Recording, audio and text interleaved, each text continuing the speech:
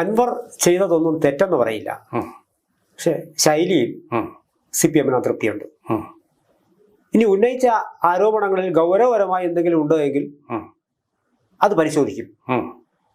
പ്രതിപക്ഷത്തിൻ്റെത് രാജി ആവശ്യം, മുഖ്യമന്ത്രി രാജിവെക്കണമെന്ന പ്രതിപക്ഷത്തിന്റെ ആവശ്യം അവർ മുഖവരയ്ക്ക് എടുക്കുന്നതേ ഇല്ല. അത് രാഷ്ട്രീയ പ്രേരിതമാണ്. അതിന് രാഷ്ട്രീയ പ്രേരിതമായി തന്നെ നേരിടും.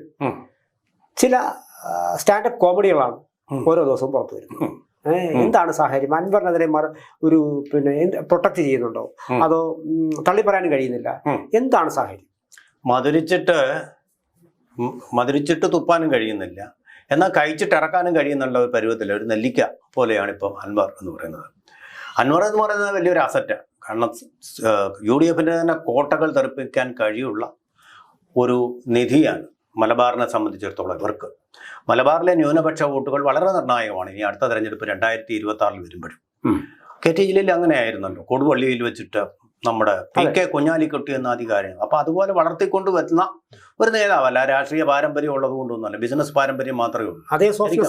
അതെ, ഒരു ബൂർഷ്വാ തന്നെയാണ്. അവരുടെ ഭാഷയിൽ പറഞ്ഞ ഒരു നല്ല ബൂർഷ്വാ തന്നെയാണ്.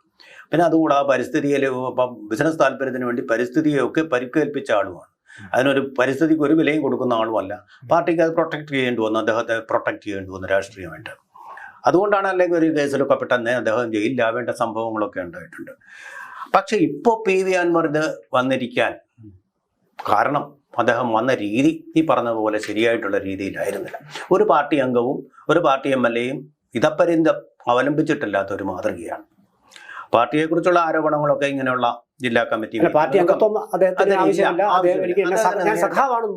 അദ്ദേഹത്തിന് ഈ കത്ത് നേരിട്ട് മുഖ്യമന്ത്രിക്കോ അല്ലെങ്കിൽ സംസ്ഥാന സെക്രട്ടറിക്കോ കൊടുക്കാവുന്നതാണ്. അദ്ദേഹം കൊടുത്തു. പക്ഷേ ഇങ്ങനെ കൊടുത്തു കഴിഞ്ഞാൽ അത് നേരെ P ശശിക്ക് പോകും. അതുകൊണ്ടാണ് ഞാൻ ഇങ്ങനെ മാധ്യമങ്ങളെ കണ്ടത് എന്നാണ് പറയുന്നത്. അദ്ദേഹം അച്ചടക്കമുള്ള ഒരു MLA പോലാണ് തിരിച്ചു പോയത്. പക്ഷേ പിന്നെ ചെന്നപ്പോൾ ഈ പത്രക്കാർ എഴുതുന്നത് കണ്ടിട്ടായിരിക്കണം എലിയെ പോലെ തിരിച്ചുപോയി പുലിയെ പോലെ വന്നിട്ട് എലിയെ പ്രസവിച്ചതുപോലെ ചായക്കോപ്പയിലെ കൊടുങ്കാറ്റായി തീർന്നു.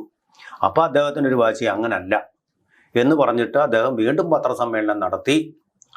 MR അജിത് കുമാറിനെതിരെ നടപടി ഉണ്ടായില്ലെങ്കിൽ ഞാൻ കാണിച്ചു തരാം, നോക്കട്ടെ, അവർക്കെതിരെ നടപടി ഉണ്ടായില്ലെങ്കിൽ കാണിച്ചു തരാം എന്ന് പറഞ്ഞു. 2 വർഷം 2 തവണ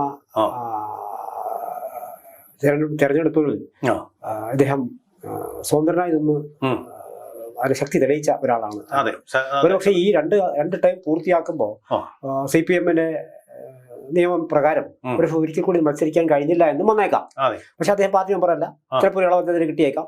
പക്ഷെ അങ്ങനെ ഒരു സാഹചര്യം സംജാതമായാൽ അദ്ദേഹം നേരത്തെ പറഞ്ഞതുപോലെ ഒരു ബാക്ക്ഗ്രൗണ്ട്, ഞാൻ നിസ്സാരക്കാരനല്ല, പുലി തന്നെയാണ് എന്ന് തെളിയിച്ചു. ഒരുപക്ഷെ CPM-മായി പടവെട്ടിയാണെങ്കിൽ പോലും ഒരു ഉറച്ച ഒരു ബേസ് ഒരിക്കലും ജയിച്ചു വരാനുള്ള ഒരു സാധ്യത ഉറപ്പിക്കലാണോ ഇതിന്റെ പിന്നിൽ?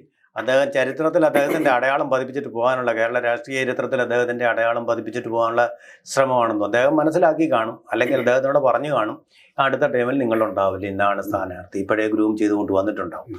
സാധാരണ അങ്ങനെ ഒരു കീഴ്വഴക്കമില്ല, വളരെ ശരിയാണ് പറഞ്ഞത്. അപ്പോൾ അത് മനസ്സിലാക്കിക്കൊണ്ട് എന്നാൽ പിന്നെ ഇത്രയെങ്കിലും ആകാം. അദ്ദേഹം മനസ്സിലാക്കിയിട്ടുള്ള ചില കാര്യങ്ങളാണ്.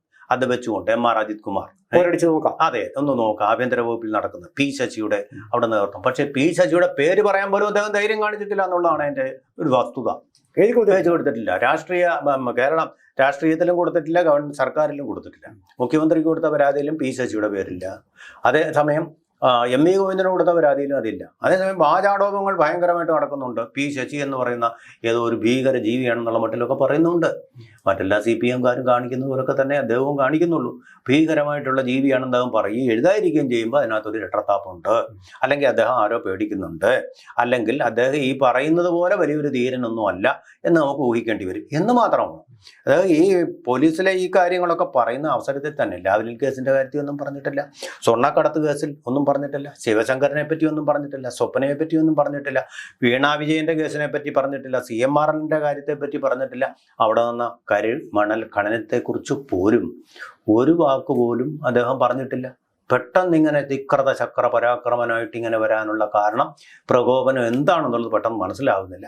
ഈ പറഞ്ഞ ഒരു കാരണം താങ്കൾ വളരെ ശരിയായി നിരീക്ഷിച്ചതുപോലെ 2 തവണ സ്വതന്ത്രനായിട്ട് മത്സരിച്ച ഒരാളെ വീണ്ടും മത്സരിക്കുന്ന ഒരു പരിപാടി CPM ഏറ്റെടുത്തിട്ടില്ല, ഒരിക്കലും ഉണ്ടായിട്ടില്ല. അതുപോലെ തനിക്ക് ഇങ്ങനെ വരാൻ പോകുന്നു എന്ന് കണ്ടുകൊണ്ട് അദ്ദേഹം ഒരു പാത തെളിക്കുകയാണോ മുസ്ലിം ലീഗുമായിട്ടൊരു പാത? ഇപ്പൊ തന്നെ ഏറ്റവും കൂടുതൽ അദ്ദേഹത്തെ പ്രശംസിച്ചിട്ടുള്ളത് മുസ്ലിം ലീഗിലെ ആൾക്കാർ തന്നെ. പി കെ കുഞ്ഞാലിക്കുട്ടി തന്നെ കോൺഗ്രസ്സുകാരും വന്നിട്ടുണ്ട്. കോൺഗ്രസിന് ബലം നൽകുന്നത് മുസ്ലിം ലീഗാണല്ലോ. അവിടെ കോൺഗ്രസിന് അവിടെ സീറ്റില്ലല്ലോ. അവിടെ മത്സരിക്കണമെങ്കിൽ മുസ്ലിം ലീഗ് കാർഡ് കൊടുക്കണം. അപ്പം മുസ്ലിം ലീഗിന്റെ ഒരു കാർഡിന് വേണ്ടിയിട്ടുള്ള ശ്രമം ആയിരിക്കുമോ അതെന്ന് സംശയിക്കേണ്ടിയിരിക്കും. ഇങ്ങനെ തന്നെയായിരുന്നല്ലോ മഞ്ഞളാംകുഴി അലി വന്നതും പോന്നു, ദേ വന്നു ദേ പോയി. അപ്പോൾ അവരുടെ പാത വളരെ സുഗമമാണ്, ഈസി ആയിട്ട് ജയിക്കാം, ഉറപ്പാണ്, ഗ്യാരണ്ടിയാണ്. ഫിക്സഡ് ഡെപ്പോസിറ്റ് പോലാണ് മുസ്ലിം ലീഗിന്റെ അവിടുത്തെ സീറ്റ്. അതിനൊരു മാറ്റവും കുലുക്കവും ഇതുവരെ ഉണ്ടായിട്ടുമില്ല. അപ്പോൾ ആ ഒരു വഴിക്കാണോ അദ്ദേഹം പോകുന്നത്? അതിനു മുമ്പ് ഒന്ന് ഉറപ്പിച്ചു കളയാം. പക്ഷെ പിണറായി വിജയനെ ഉറപ്പിക്കാൻ പോയാൽ അത് കുഴപ്പമാണെന്ന് അദ്ദേഹത്തിന് തന്നെ അറിയാം.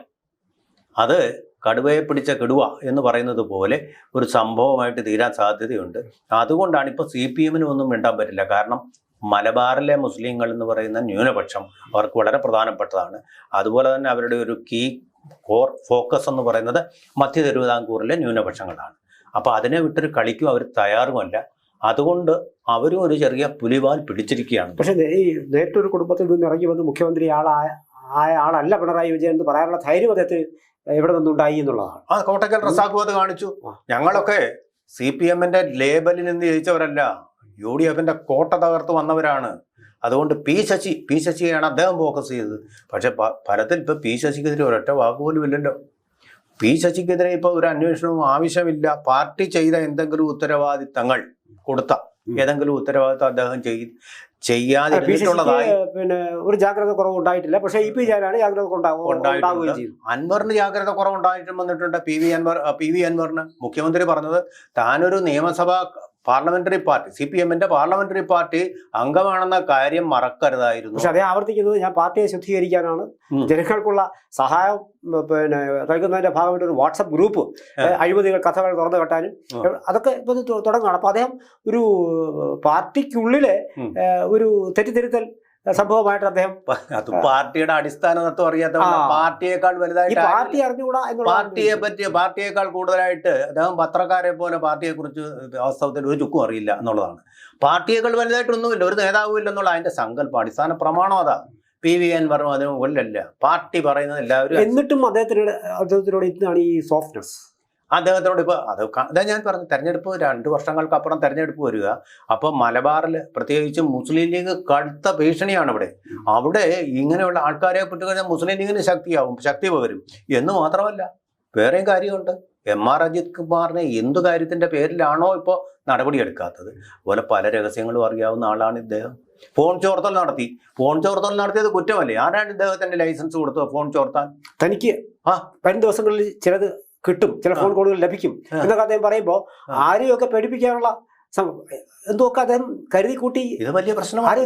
ടെലികോം നിയമങ്ങൾക്ക് വിരുദ്ധമാണ്. ഇതിപ്പോ കേരള പോലീസ് അല്ല, CBIക്ക് വന്ന് അന്വേഷിക്കാവുന്ന വിഷയമാക്കി മാറ്റിയിട്ടുണ്ട് ഫോൺ ചോർത്തി എന്നുള്ളത്.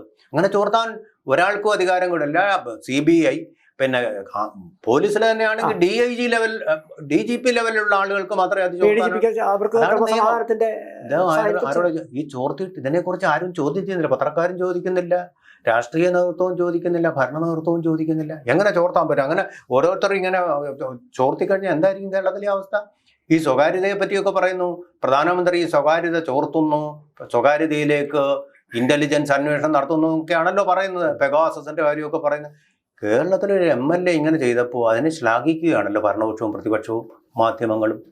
അത് ഒരു ഗുരുതരമായ ഒരു കുറ്റമല്ലേ അദ്ദേഹം അങ്ങനെ? താല്പര്യങ്ങൾ ആർക്കാണ് ഇതിനകത്തുള്ളത്? PV അൻവറിന് താല്പര്യം ഉണ്ടാകുമോ? അതോ PV അൻവർ? എനിക്ക് തോന്നുന്നത് PV അൻവറിന് എന്തോ താല്പര്യങ്ങൾക്ക് അദ്ദേഹം ബിസിനസ്സാണല്ലോ. അദ്ദേഹം GR ലൈനിലായിരുന്നു. ഇവിടെ നിയമസഭാ സമ്മേളനം നടക്കുന്നതിൽ ഏറെക്കാലവും ചെമ്പുകനികളുണ്ട്. അപ്പോൾ അവിടെ എന്തോ ബിസിനസ് താല്പര്യം ഇദ്ദേഹത്തിന് അനുകൂലമായിട്ട് ആരോ ചെയ്തു കൊടുത്തിട്ടില്ല എന്നുള്ളതായിരിക്കാം ഇദ്ദേഹത്തിൻ്റെ പരാതി. അല്ലാത്ത പക്ഷം ഇദ്ദേഹം ശുദ്ധഗതിക്കാരാണത് പറഞ്ഞതിന്. തിരുവിതാംകൂറിൽ ആരോ ഇദ്ദേഹത്തിനെ ഒരു ഇതുണ്ടല്ലോ, പാവക്കൂത്ത് കളിക്കുമ്പോൾ ഒരു ചരട് അതിൻ്റെ പിന്നിലുണ്ട്. ആ പാവ കടന്ന് കളിക്കുകയായിരിക്കും അൻവർ. അതിന് പിന്നെ ചരട് വലിക്കാൻ ആരോ തിരുവിതാംകൂറിലുണ്ട്. ദൂരെ ഇരുന്ന് ആരോ സ്റ്റേജിന് പിന്നിലിരുന്ന് പാവക്കൂത്തുകാരനിരുന്ന് പാവകളെ നിയന്ത്രിക്കും. ഇതൊക്കെ അറിയാത്ത ആളാണോ മുഖ്യമന്ത്രി? എല്ലാം അറിഞ്ഞിട്ട് തന്നെയാണ് അദ്ദേഹം. എല്ലാം അറിഞ്ഞിട്ടുണ്ട് അദ്ദേഹം.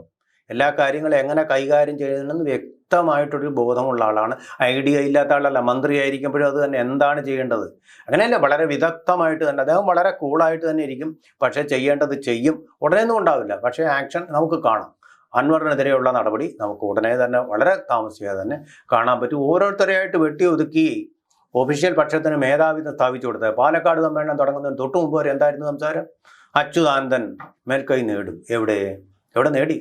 മുഴുവൻ വെട്ടി നിരപ്പാക്കിക്കൊണ്ട് ലളിതമായിട്ട് ആ കാര്യം അദ്ദേഹം സാധിച്ചു. പാർട്ടിയെ കൈപ്പിടിയിൽ കക്ഷത്തിലൊതുക്കിയില്ലേ? അത്രേ ഉള്ളൂ. ഇത് അൻവർ എന്ന് പറയുന്ന അദ്ദേഹത്തിന് അച്യുതാനന്ദനേക്കാൾ വലിയൊരു ഭീഷണിയാവാനൊന്നും ഒരിക്കലും പോകാൻ എന്നുള്ളതാണ് എൻ്റെ ഒരു കാഴ്ചപ്പാടാണ്.